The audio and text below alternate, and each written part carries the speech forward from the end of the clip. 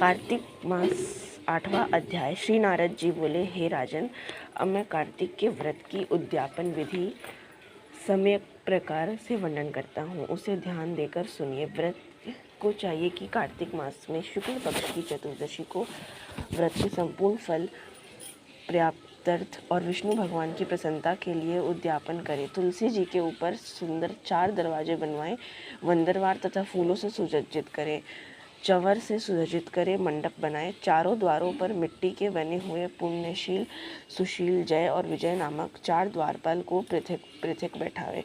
तुलसी की जड़ों में 4 रंगों से सुशोभित उत्तम सर्वतोभद्र का चक्र बनावें। उसके ऊपर पंचरत्न नारियल रखें और शुद्ध वस्त्र से कलश को उच्चाचित करें।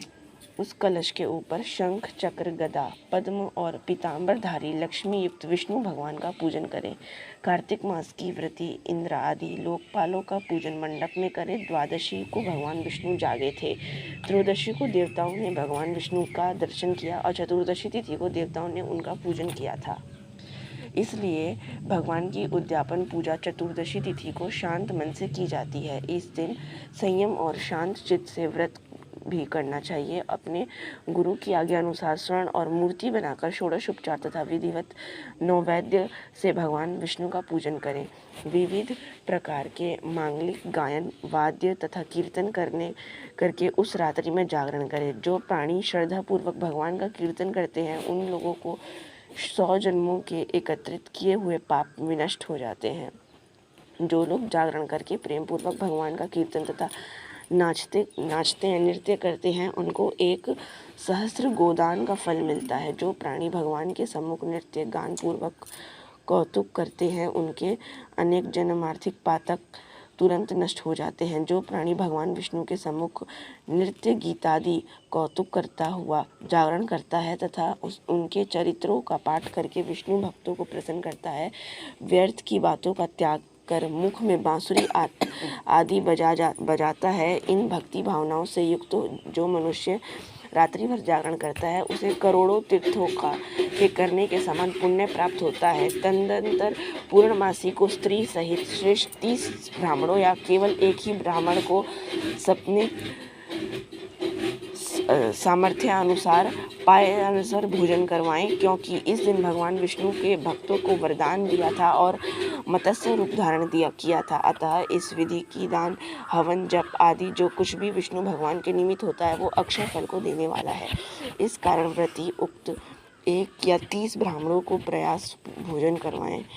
तब देवताओं के देवता विष्णु भगवान को तथा और देवताओं को अलग अलग प्रसन्न करने के लिए अतो देवा इन दोनों वैदिक मंत्रों में तिल और पायसन का हवन करे।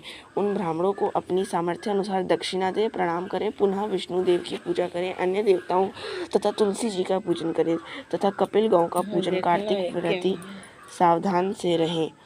व्रत का उपदेश करने वाले और ये है इसे रखता हूँ। व्रत का उपदेश करने वाले सप्तनिक गुरु तथा उन सप्तनिक ब्राह्मणों का वस्त्र आभूषण से पूजन कर क्षमा की प्रार्थना करें।